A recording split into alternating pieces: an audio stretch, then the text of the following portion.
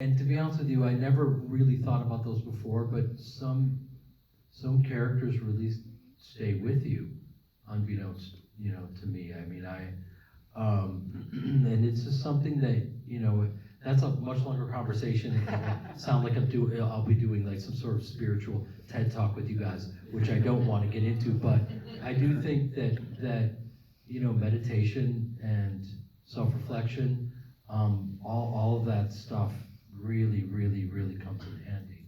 So you shot the film December of 21, way before October of last year.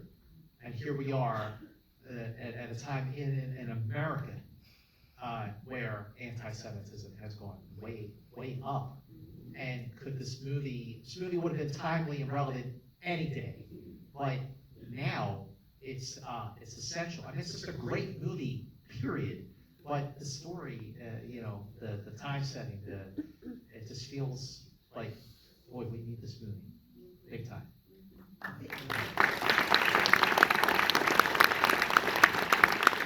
Yeah, I always feel like adding unfortunately to that, because the story itself felt relevant before the events of the past year. And I think, when you are doing a piece that's set in Nazi Germany, I think there are certain reasons why we keep returning to that period in time for our stories, because there's a sort of moral clarity to that time that just helps us. I think it helps us see ourselves more clearly in some ways. And I think we're longing for that kind of moral clarity. I think it seems like good and evil is right there in front of us. And but ultimately, stories are metaphors. So here you have a Nazi, and you have a Jew, and the Jew is confessing to the Nazi that he's Jewish. And yet, yes, it is all of that. And Jewish audiences really respond to this film. But for me, it has to be a universal. For me, it's not just about, let's say, anti-Semitism. It's not just a story about a Jewish man and a German man. It's about the humanity. It's about the humanity in all of us, the oppressor and the oppressed.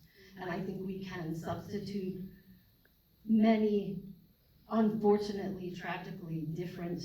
We can put different faces onto those two people. You are absolutely. And that's the kind of story.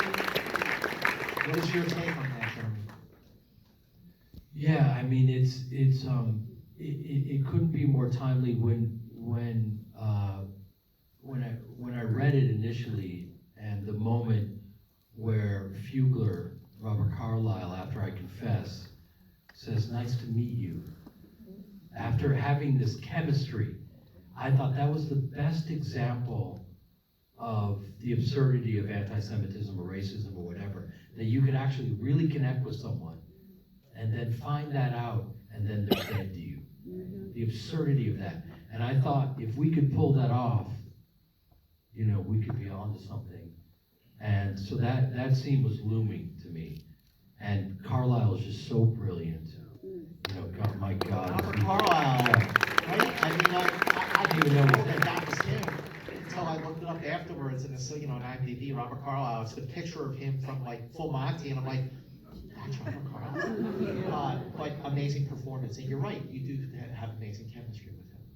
But last question really is, I mean, it's sort of obvious, but what do you hope people take away from watching the performance?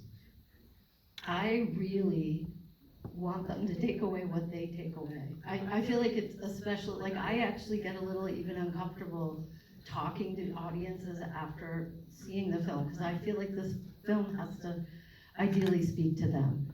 But yeah, I mean, for me, and this is only, I have to speak for myself, for watching it now, there's something that hits me every time I see the film again, and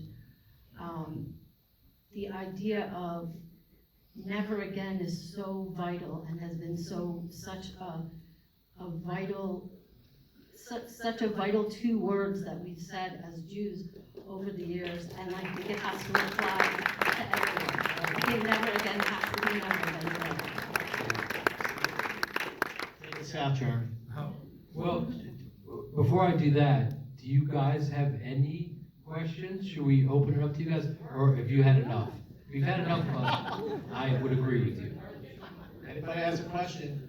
Yes, you have a question, your hand is raised, nice and loud, please.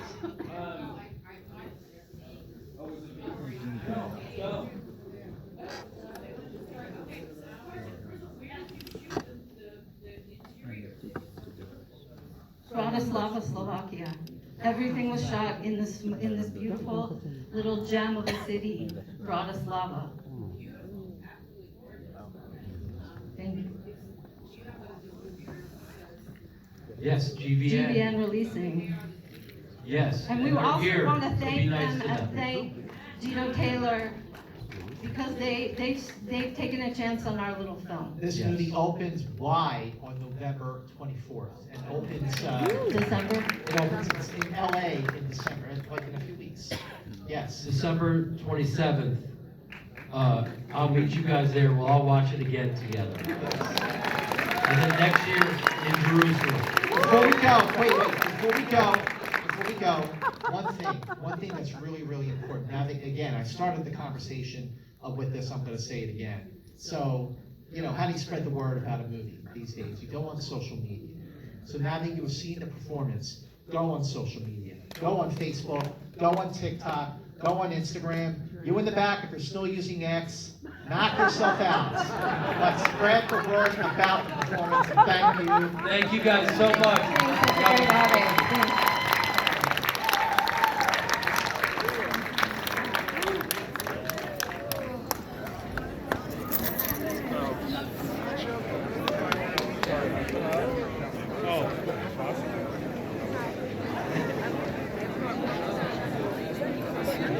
Oh, we did. Here, maybe a couple, and then we're gonna have to.